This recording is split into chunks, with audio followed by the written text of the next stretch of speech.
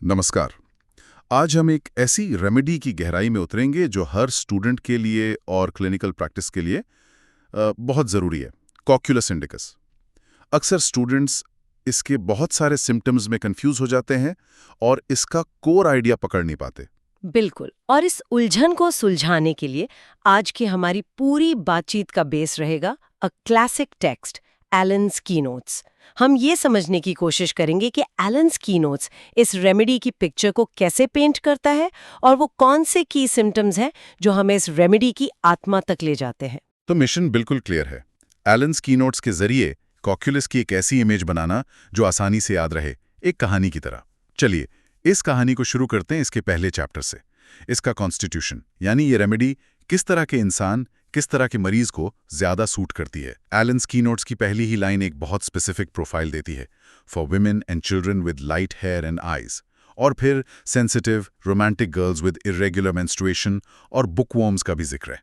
अब यहाँ मेरा एक सवाल है, आज के ज़माने में जब हम प्रैक्टिस करते हैं तो क्या ये लाइट हेयर एंड आईज वाला डिस्क्रिप्शन थोड़ा डेटेड नहीं लगता? क्या हमें इस पर बहुत ज़्यादा ध्यान देना चाहिए? ये एक बहुत ही वैलिड पॉइंट है। देखिए, पुराने मास्टर्स ऑब्जर्वेशन पर बहुत जोर देते थे। हो सकता है उन्होंने अपने प्रैक्टिस में ये पैटर्न देखा हो, लेकिन हमें इन फिजिकल डिस्क्रिप्शंस में फंसना नहीं है। असली सुराग है इसके बाद की लाइंस में। Sensitive, romantic girls, bookworms. इसका कोर आइडिया है एक ऐसा इंसान जिसका नर्वस सिस्टम बहुत सेंसिटिव है, जो दिमागी तौर पर बहुत एक्टिव है, शायद इमोशनल भी है। अच्छा। ये लाइट हेयर वाली बात एक इशारा है, रूल नहीं। असली कोर है नर्वस सिस्टम की सेंसिटिविटी और डिबिलिटी, जो किसी भी कॉन्स्टिट्यूशन में मिल सकती है। ये क्लियर हुआ। तो फोकस सेंसिटिविटी पर है, स्किन कलर या हेयर कलर पे नहीं। अब आते हैं इसके मेंटल सिम्टम्स पर, और यहाँ एक लक्षण है जो हमेशा मेरा ध्यान खींचता है। एलन्स कीनोट्स में लिखा है, टाइम पासेस टू क्विकली। ये एक बहुत ही अजीब सिम्टम है। इसके पीछे मरीज की क्या मेंटल स्टेट हो सकती है? क्या ये एक तरह का डिसोसिएशन है, जहां मरीज अपने आसपास से इतना कट गया है कि उसे वक्त के गुजरने का एहसास ही नहीं हो रहा? एग्जैक्टली, आपने बिल्कुल सही नस पकड़ी है। ये सिर्फ एक रटने वाला सिम्टम नहीं है, ये उस मरीज की दिमागी हालत को दिखाता है। उसका नर्वस सिस्टम इतना एग्जॉस्टेड और ओवरवेल्म्ड है कि वो रियलिटी को प्रोसेस ही नहीं कर पा रहा। उसके लिए समय या तो बहुत तेजी से भाग रहा है या फिर वो एक तरह के मेंटल फॉग में है। अच्छा। और एलन्स कीनोट्स ने ब्रैकेट में इसका कंपैरिजन भी दिया है, टू स्लोली आर्गैन कैन आई। ये हमें क्लिनिकल प्रैक्टिस में डिफरेंशिएट करने में मदद करता है। हाँ, ये बहुत हेल्पफुल है। एग्जॉस्टेड है, लॉस्ट है। और इस मेंटल एग्जॉशन के साथ साथ जबरदस्त चिड़चिड़ापन भी है। एलेंस में लिखा है, cannot bear contradiction, easily offended. जरा सी बात पर गुस्सा आ जाना। हाँ, और ये दोनों साथ साथ चलते हैं। जब कोई इंसान बहुत ज्यादा थक जाता है, खासकर दिमागी तौर पर, तो वो इरिटेबल हो ही जाता है ना? बिल्कुल। एलन्स कीनोट्स आगे लिखता है, every trifle makes him angry और स्पीक्स हेस्टली।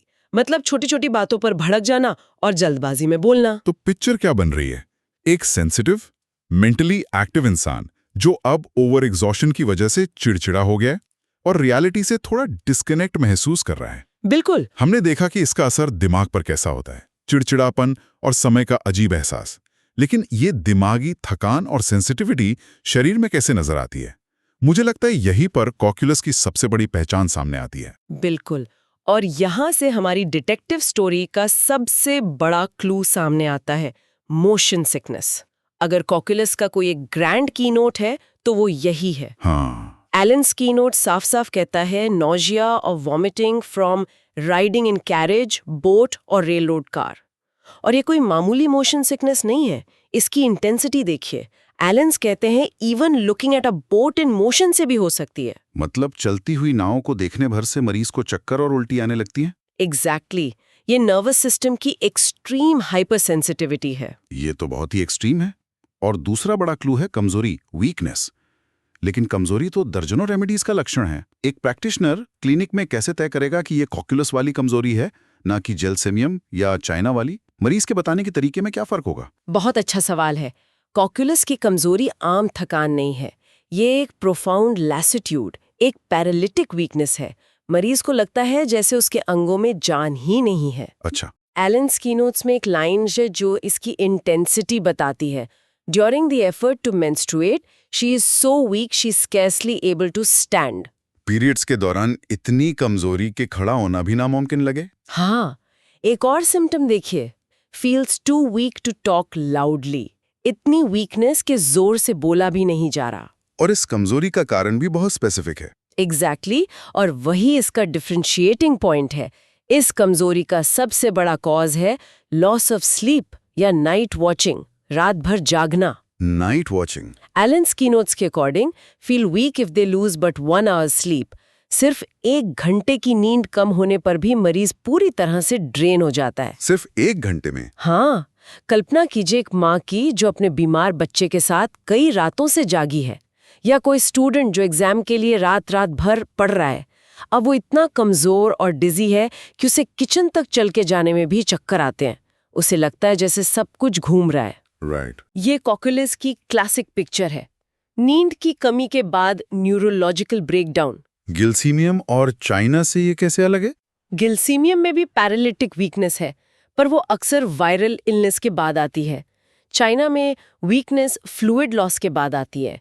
कॉक्युलस का ट्रिगर है loss of sleep and motion. तो हमारे पास अब 2 बड़े सुराग हैं, किसी भी तरह के मोशन से जबरदस्त एग्रोवेशन और नींद की कमी से पैदा हुई पैरालिटिक वीकनेस। चलिए अब कुछ और क्लूज जमा करते हैं स्पेसिफिक बॉडी पार्ट्स के सिम्टम्स को देखकर।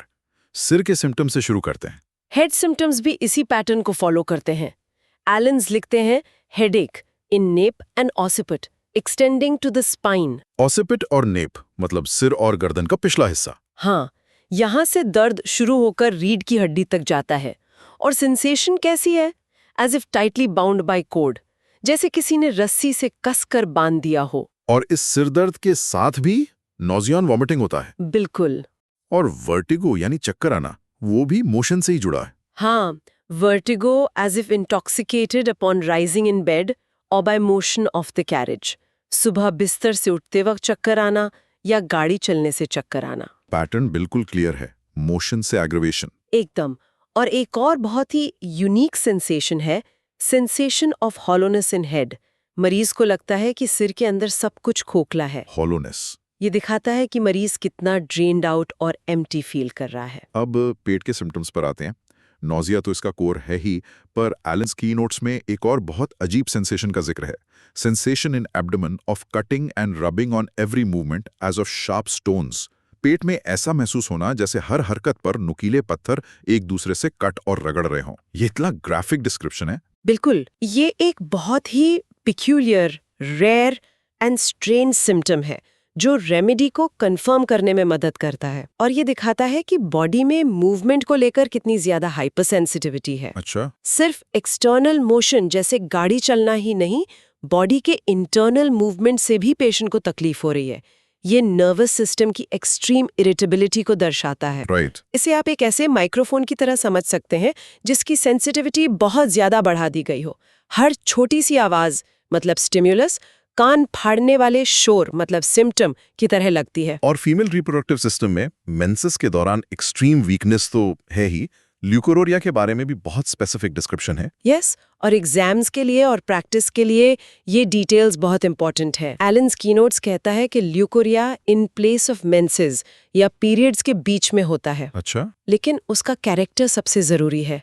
Like the washings of meat, like serum, ichorous, bloody. Washings of meat जैसा ल्यूकोरिया, यानी जैसा मांस धोने के बाद पानी का रंग होता है वैसा। हाँ, ये बहुत ही कैरेक्टरिस्टिक है और सीधा कॉक्युलस की तरफ पॉइंट करता है। जब हमें किसी सिम्टम का ऐसा स्पेसिफिक कैरेक्टर मिलता है तो वो रेमेडी सिलेक्शन को बहुत आसान बना देता है। तो अब हमारे पास सारे सुराग हैं। Sensitive mind, motion sickness, paralytic weakness from loss of sleep, occipital headache, hollow sensation और स्पेसिफिक ल्यूकोरिया। अब इन सबको जोड़ने का वक्त है। अब बात करते हैं मोडालिटीज की, यानी वो कौन सी चीजें हैं जिनसे मरीज की तकलीफें घटती या बढ़ती हैं। होम्योपैथी में ये किसी भी रेमेडी की तस्वीर को पूरा करने के लिए सबसे जरूरी होते हैं। अगर हम इन सब सुरागों को जोड़कर देखें तो कॉक्युलस की लगभग हर तकलीफ मोशन से बढ़ती है। एलन कीनोट्स की कैरेज राइडिंग मोशन और शिप ड्रॉप, ये तो क्लियर है।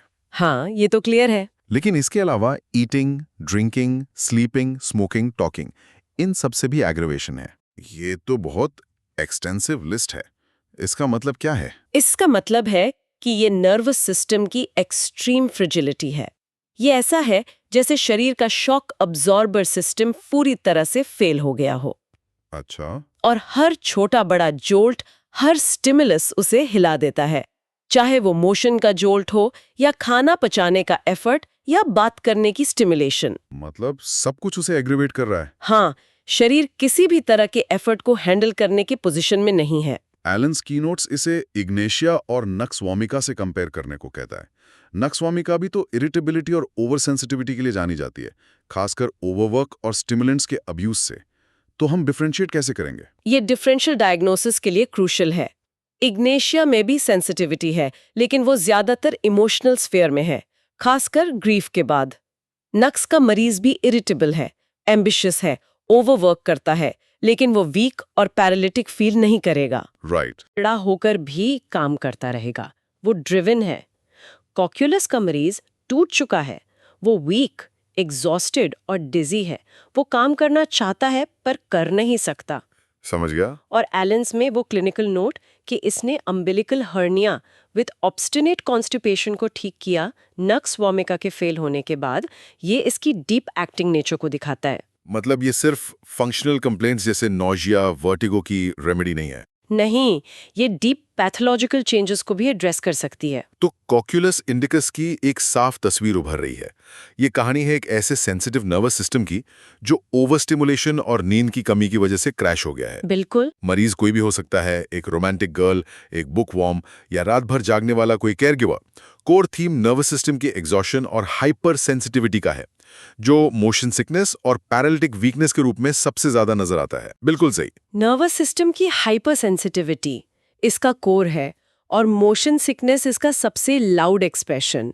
अगर कोई मरीज आकर कहता है कि उसे गाड़ी में बैठने से या झूले पर बैठने से उल्टी आती है और चक्कर आते हैं और साथ में नींद पूरी न होने की हिस्ट्री है, तो कॉक्यूलस पहली रेमेडी होनी चाहिए जिसके बारे में सोचा जाए। आज की इस बातचीत को खत्म करने से पहले एक विचार के साथ इस डीप डाइव को समाप्त करते हैं। एलन स्कीनोट्स में एक लक्षण है convulsions after loss of sleep. Convulsions. हम अक्सर कॉक्यूलस को मोशन सिकनेस और जनरल वीकनेस के लिए सोचते हैं, पर यह सिम्टम दिखाता है कि इसका एक्शन कितना गहरा न्यूरोलॉजिकल लेवल पर है।